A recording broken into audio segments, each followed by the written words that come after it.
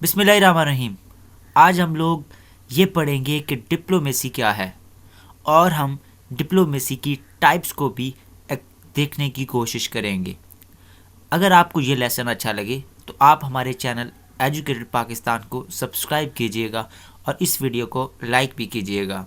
अगर आपको हमारी एफर्ट अच्छी लगे तो आप इस चैनल को सब्सक्राइब भी कर सकते हैं और इस वीडियो को लाइक भी कर सकते हैं।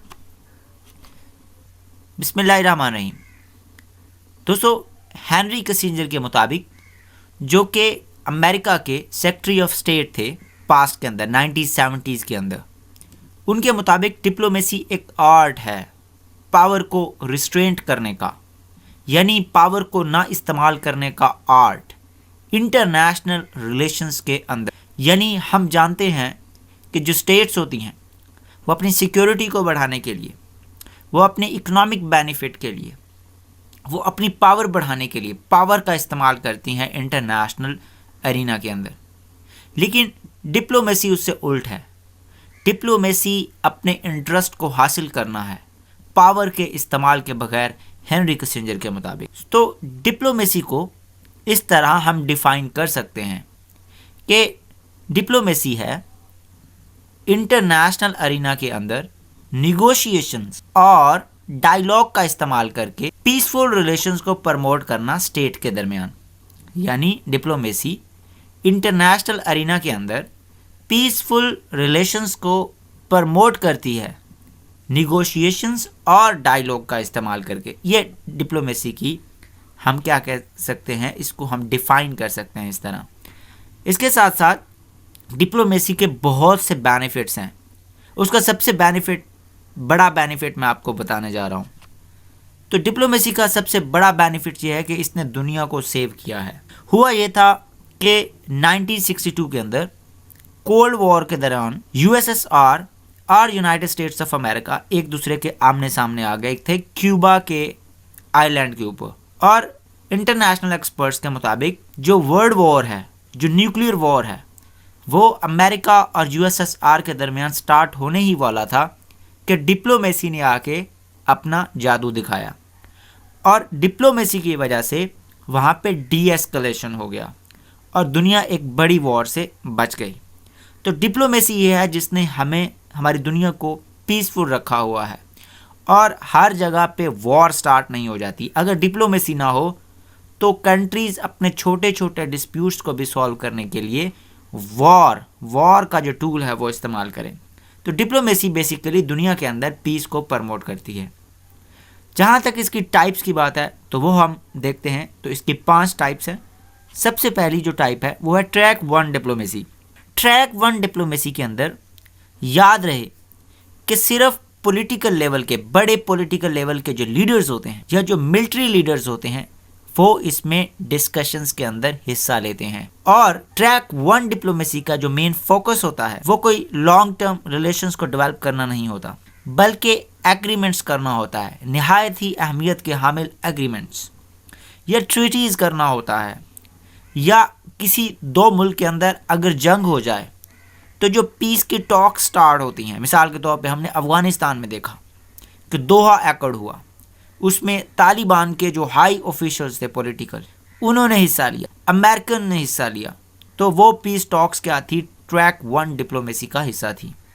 इसी तरह से सीज फायर, अगर कहीं पे हॉस्टैलिटी हो जाता है बॉर्डर पे, तो उस हॉस्टैलिटी के बाद जब सीज फायर होता है, जंग बंदी होती है, तो इसको ट्रैक 1 डिप्लोमेसी के ज़रिए से इस खून को रोका जाता है। तो अगर हम 1965 की बात करें, जब हमारा और इंडिया का एग्रीमेंट हुआ था, तो वो ट्रैक 1 डिप्लोमेसी था क्योंकि उसमें हाई लेवल के ऑफिसर्स का इन्वॉल्वमेंट था। तो ट्रैक 1 डिप्लोमेसी हाई लेवल के ऑफिशियल्स मिलते हैं और वो या सीज फायर करते हैं या पीस टॉक्स करते हैं या ट्रीटीज और एग्रीमेंट्स करते हैं। जबकि जो ट्रैक 2 डिप्लोमेसी है उसमें अनऑफिशियल डायलॉग होता है और प्रमोट प्रॉब्लम सॉल्विंग एक्टिविटीज़ की जाती हैं। और वो किसकी तरफ से की जाती हैं? वो एकेडमिक्स की तरफ से की जाती हैं, जो आपके यूनिवर्सिटीज़ के प्रोफेसर्स हैं। वो आपका रिलीजियस तबका उसमें इन्वॉल्व होता है, उसमें एनजीओज़ होती हैं और सिविल सोसाइटी के जो लोग हैं वो अहम किरदार अदा करते हैं। तो track 2 diplomacy basically unofficial dialogue है अनऑफिशियल एक्टिविटीज़ है जो दो कंट्रीज़ के दरमियान उनके जो रिलेशंस हैं उनको बेहतर करता है और किसी भी जगह पे हॉस्टिलिटी को कम करता है। जबकि जो ट्रैक 3 डिप्लोमेसी है ये रिलेटेड है लोगों से, इसमें पीपल टू पीपल कांटेक्ट होता है। मिसाल के तौर पे हम देखते हैं कि इंडिया से बाबा गुरु नानक के दरबार पे लोग आते हैं और वो यहाँ पे हमसे मिल के जाते हैं। तो जहाँ पे वो पाकिस्तानियों से मिल के अगर उनका पॉजिटिव इंटरेक्शन होता है तो जब वो वापस जाते हैं तो वो यही बताते हैं कि हमारा वहाँ पे उनके साथ बहुत पॉजिटिव इंटरेक्शन हुआ। तो इससे क्या होता है, दो कंट्रीज़ के अवाम एक दूसरे के करीब आते हैं। इसी तरह से पाकिस्तानी जो गवर्नमेंट है वो अपने रिलेशंस को बेहतर करने के लिए अफ़गानिस्तान के साथ वहाँ के स्टूडेंट्स को स्कॉलरशिप देती है ताकि पीपल टू पीपल कंटैक्ट। तो ट्रैक 3 डिप्लोमेसी में people to people contact important है और लोग आपस में अपने तल्लुकात को संवारते हैं और उनके अंदर हेट और एक दूसरे के ख़िलाफ़ जो अबामिनेशन है वो कम होता है। तो ये तीसरी टाइप है डिप्लोमेसी की जिसको ट्रैक 3 डिप्लोमेसी कहते हैं। जो चौथा टाइप है डिप्लोमेसी का इसको बैक चैनल डिप्लोमेसी या बैकडोर डिप्लोमेसी कहते हैं। याद रहे कि मोस्टली ये थर्ड पार्टी इसमें इन्वॉल्व होती है, यानी कोई और कंट्री का लीडर होगा जो कोई और कंट्री का ऑफिशियल होगा या किसी एनजीओ का कोई ऑफिशियल होगा, वो उसमें ज़रूर टेक पार्ट करेगा।